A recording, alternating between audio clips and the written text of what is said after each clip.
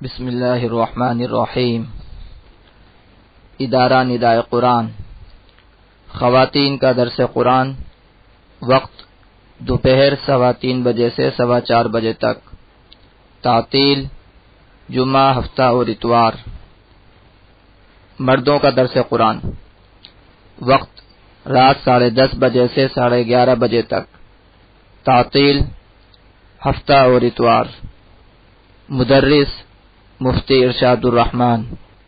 بمقام ادارہ ندائے قرآن،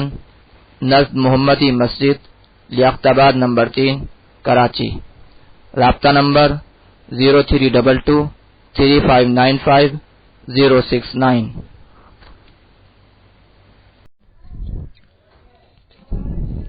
اعوذ باللہ من الشیطان الرجیم، بسم اللہ الرحمن الرحیم۔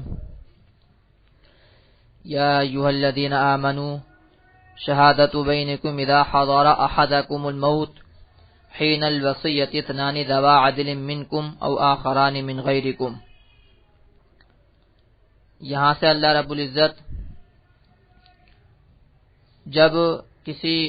کو موت آنے لگے، اس کا انتقال ہونے لگے، ایسے آثار ہوں تو وصیت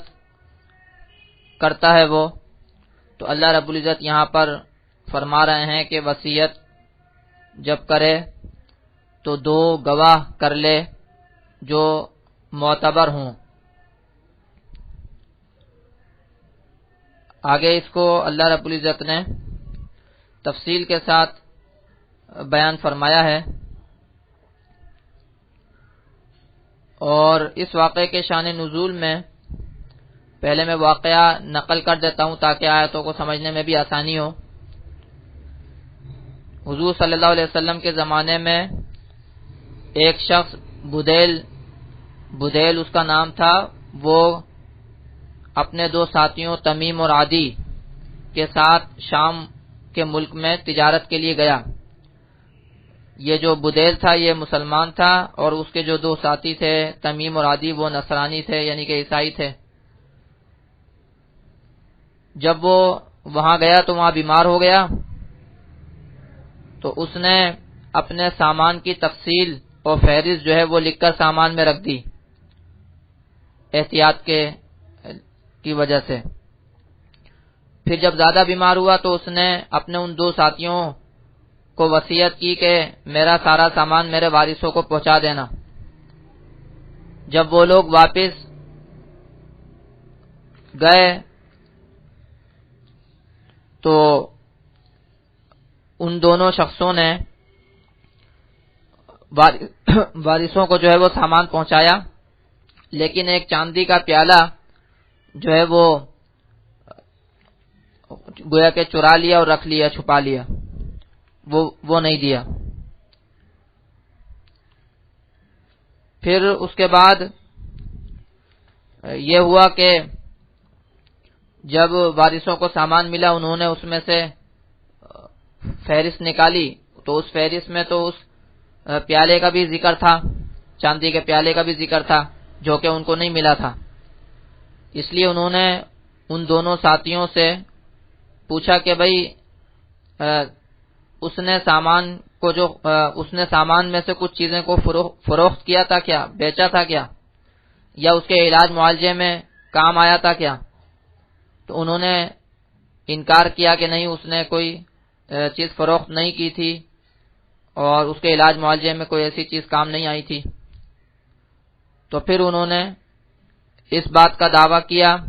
کہ اس کے سامان میں سے چاندی کا پیالہ غائب ہے۔ یہ معاملہ حضور صلی اللہ علیہ وسلم کی خدمت میں پہنچا،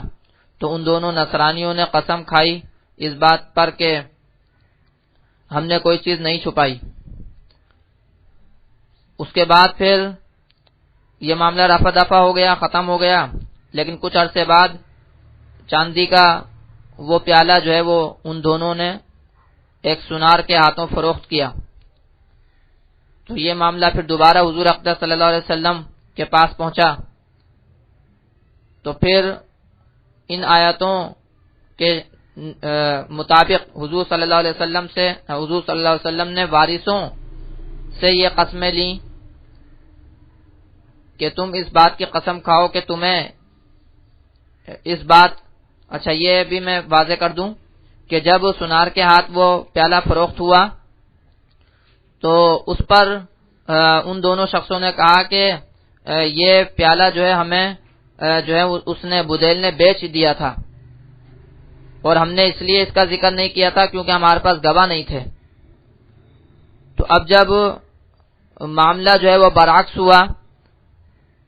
تو ان آیتوں کے مطابق حضور صلی اللہ علیہ وسلم نے بدیل کے وارثوں سے یہ قسم لی کہ تمہیں اس خریداری سے متعلق کوئی علم ہے یا نہیں ہے، تو انہوں نے یہ کہا کہ ہمیں تو اس خریداری کے متعلق کوئی علم نہیں ہے، اور نہ ہی ان دونوں نصرانیوں کے پاس اس کے کوئی گواہ تھے۔ تو جب اس خریداری کے گواہ ہی نہیں تھے ان کے پاس، اور جو وارث ہیں وہ انکار کر رہے تھے، وہ قسم کھا رہے تھے کہ ہمیں اس خریداری کا علم نہیں ہے، تو چنانچہ پھر ان آیتوں کے مطابق حضور اقدس صلی اللہ علیہ وسلم نے بدیل کے وارثوں کے لیے اس پیالے کی قیمت کا فیصلہ کیا جو ان نصرانیوں کو دینی پڑی۔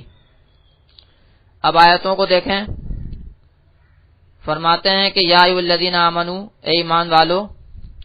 شہادت بینکم، تمہارے درمیان گواہی اذا حضر احدکم الموت، جبکہ تم میں سے کسی ایک کو موت آئے، حین الوصیتی، وصیت کے وقت، اثنانی، دو شخص، ذوا عدل منکم، تم میں سے عدالت والے، انصاف والے، یعنی جب تم میں سے کسی کو موت آئے تو تمہارے درمیان گواہی ہونی چاہیے دو معتبر آدمیوں کی، منکم تمہارے میں سے یعنی کہ مسلمانوں میں سے، او آخران من غیرکم ان انتم غربتم فی الارض، یا دو من غیرکم تمہارے علاوہ سے، او آخرانی یا دو دوسرے، او آخرانی یا دو دوسرے، من غیرکم تمہارے علاوہ میں سے یعنی غیر مسلم میں سے ہوں، ان انتم غربتم فی الارض، اگر تم سفر کر رہے ہو زمین میں، اگر تم سفر کر رہے ہو تو سفر میں ضروری نہیں ہوتا کہ آدمی کو اپنے ہی لوگ مل جائیں، مسلمان لوگ ہی مل جائیں، تو پھر ٹھیک ہے غیر مسلم ہی کو گواہ بنا لو۔ تو آخران من غیرکم، یا دوسرے دو، من غیرکم تمہارے علاوہ سے، ان انتم غربتم فی الارض، اگر تم سفر کر رہے ہو زمین میں، فاصابتکم مصیبت الموت، پس پہنچے تم کو موت کی مصیبت، تو اگر سفر کر رہے ہو اور موت کی مصیبت پہنچے تو پھر جو بھی میسر ہو، مسلمان میسر ہو مسلمان، غیر مسلم میسر ہو تو غیر مسلم ہی صحیح۔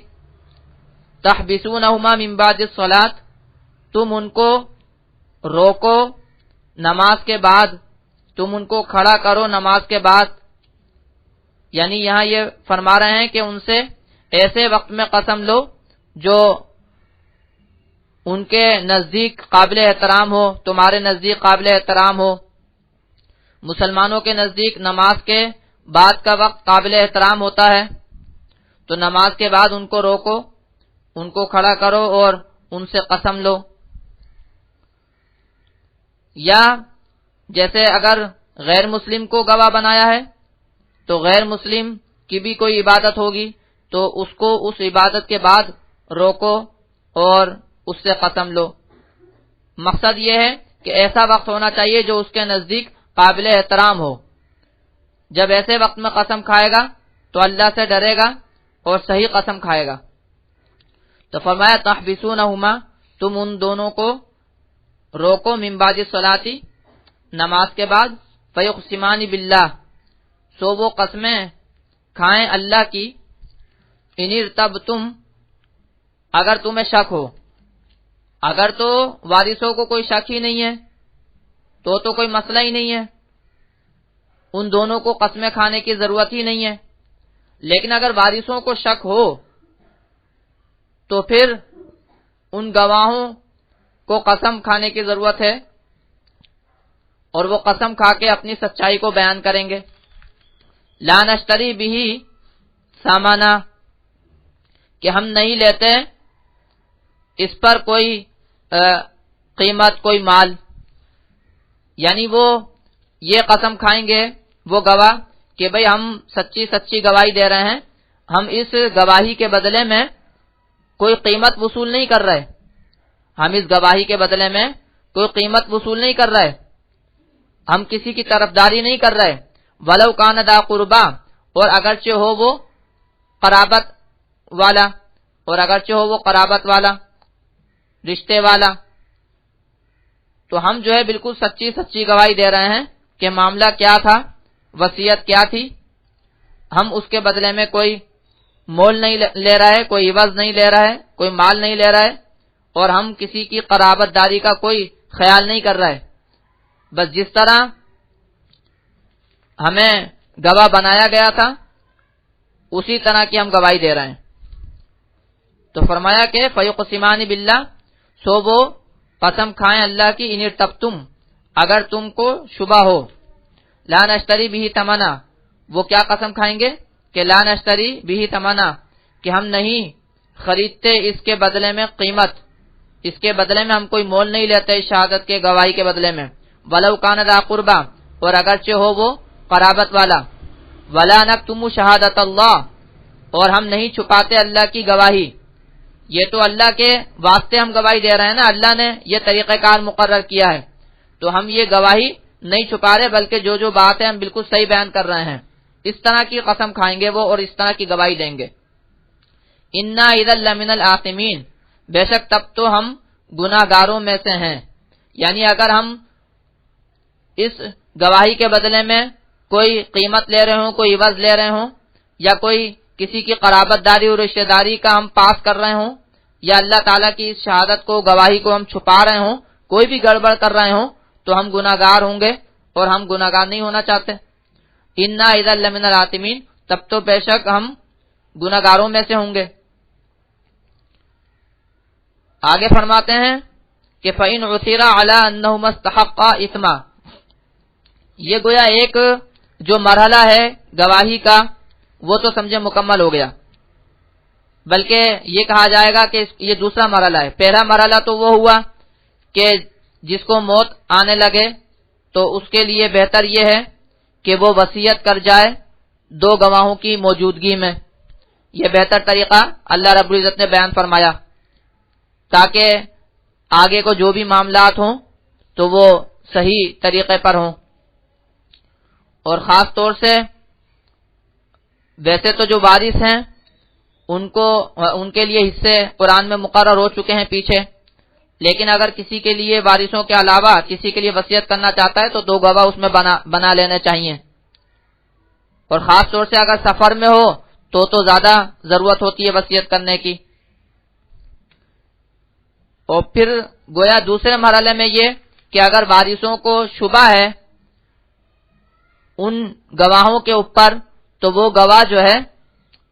اس بات کی گواہی دیں گے کہ بھئی ہم بالکل صحیح گواہی دے رہے ہیں، ہم کسی کے طرفداری نہیں کر رہے، ہم اس گواہی میں سے کچھ چھپا نہیں رہے۔ اب تیسرے مرحلے کا بیان ہے کہ اگر بعد میں یہ ثابت ہو کہ جن لوگوں نے گواہی دی تھی ان لوگوں نے کوئی گڑبڑ کی ہے تو پھر وارثوں میں سے دو گواہ ہوں گے اور وہ قسمیں کھائیں گے۔ تو فرمایا کہ فَإِنْ عُثِرَ عَلَىٰ أَنَّهُمَا اسْتَحَقَّا إِثْمًا، بس اگر خبر ہو اس بات پر کہ بے شک وہ دونوں مستحق ہوئے ہیں گناہ کے،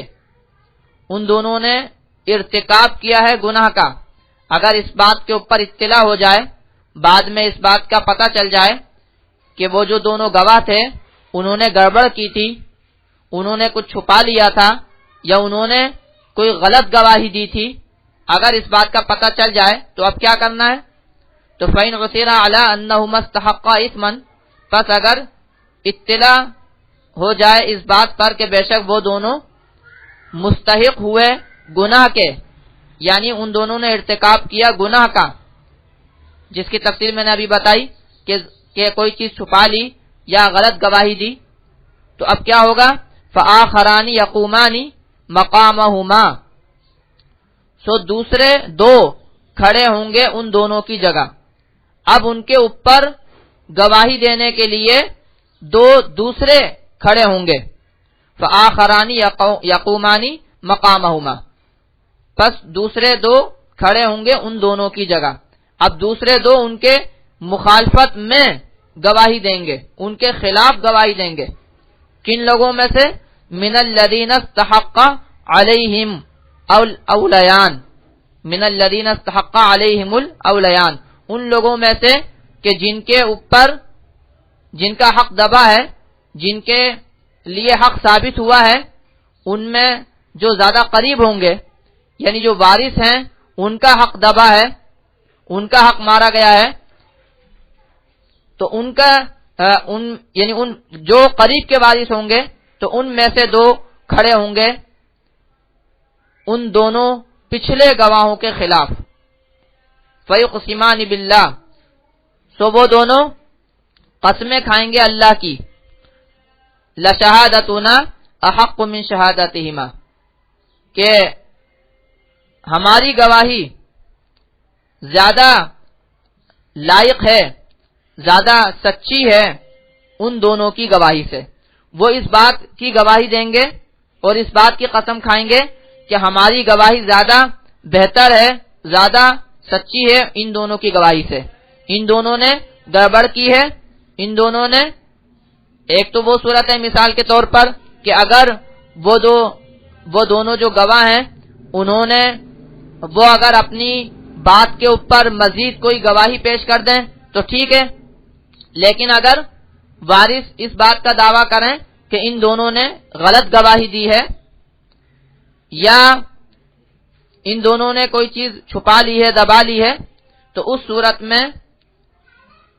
پھر گویا کہ اب ان وارثوں کا اور ان کا اختلاف ہو گیا، ان گواہوں کا اختلاف ہو گیا. تو وارثوں میں سے دو قریب کے جو رشتہ دار ہیں اس مرنے والے کے، وہ کھڑے ہوں گے اور وہ اس بات کی قسم کھائیں گے کہ ہم زیادہ لائق ہیں اور ہماری شہادت اور ہماری گواہی زیادہ سچی ہے ان کی گواہی سے. میں نے کہا اگر تو وہ جو پچھلے دو گواہ ہیں اگر تو وہ اپنی بات کے اوپر گواہی پیش کر دیں تو ان کی گواہی قابل قبول ہوگی. اگر تو گواہ پیش کر دیں اپنی بات پر، اپنے حق پر، جیسے مثال کے طور پر انہوں نے کہا تھا کہ مرنے والے نے ہمیں یہ پیالہ بیچ دیا تھا، تو اگر تو وہ اس خرید و فروخت کی گواہی پیش کر دیتے، اس خرید و فروخت پر کوئی گواہ پیش کر دیتے، دو گواہ پیش کر دیتے تو پھر ان کے حق میں فیصلہ ہوتا. لیکن وہ اپنے حق میں گواہ پیش نہیں کر سکے، تو پھر وارثوں کی جو قسمیں ہیں، وارثوں میں سے دو شخصوں نے جو کھڑے ہو کر قسمیں کھائیں، پھر وہ زیادہ لائق ہوں گی اور اس کے اوپر فیصلہ ہوگا. تو فرمایا کہ فَإِنْ عُثِرَ عَلَىٰ أَنَّهُمَا اسْتَحَقَّا إِثْمًا، پس اگر خبر ہو جائے اس بات پر کہ بے شک وہ دونوں پچھلے جو گواہ ہیں وہ دونوں مرتکب ہوئے ہیں گناہ کے، فآخران یقومان مقامہما، سو دوسرے دو کھڑے ہوں گے ان دونوں کی جگہ. من الذین استحق علیہم الاولیان، ان لوگوں میں سے کہ جن کا حق دبا ہے، دو قریب، میت کے دو قریب. فیقسمان باللہ، سو وہ قسمیں کھائیں گے اللہ کی، لشہادتنا احق من شہادتہما، کہ ضرور ہماری گواہی زیادہ سچی ہے ان دونوں کی گواہی سے. وما اعتدینا، اور ہم نے زیادتی نہیں کی، ہم کوئی زیادتی نہیں کر رہے، ہم صحیح بات کر رہے ہیں. انا اذا لمن الظالمین، بے شک تب تو ہم ظالموں میں سے ہیں. یعنی اگر ہم کوئی زیادتی کر رہے ہوں یا ہم کوئی غلط بات کر رہے ہوں تو ہم ظالموں میں سے ہوں گے، اللہ تعالیٰ کا عذاب ہمارے اوپر پڑے گا. اللہ رب العزت آگے فرما رہے ہیں کہ یہ جو طریقہ کار ہے،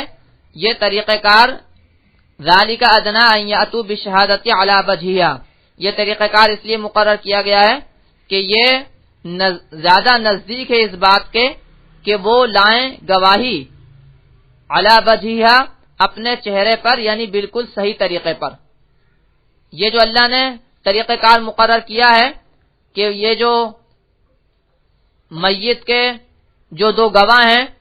ان کے اوپر بھی جرا ہو سکتی ہے اور ان کے اوپر بھی گواہی اور قسمیں ہو سکتی ہیں. یہ طریقہ کار اللہ نے اس لیے مقرر کیا ہے کہ میت کے جو دو گواہ ہیں وہ گواہی بالکل صحیح دیں، ٹھیک طور پر دیں. ان کو یہ اندیشہ ہو کہ پھر اگر ہم نے گواہی صحیح طریقے پر نہ دی تو ہمارے اوپر اور ہمارے خلاف بھی گواہی پڑے گی، ہمارے خلاف بھی قسمیں آ سکتی ہیں. تو فرمایا ذالک ادنی ان یاتوا بالشہادۃ علی وجہہا، یہ زیادہ قریب ہے کہ وہ ادا کریں گواہی علی وجہہا،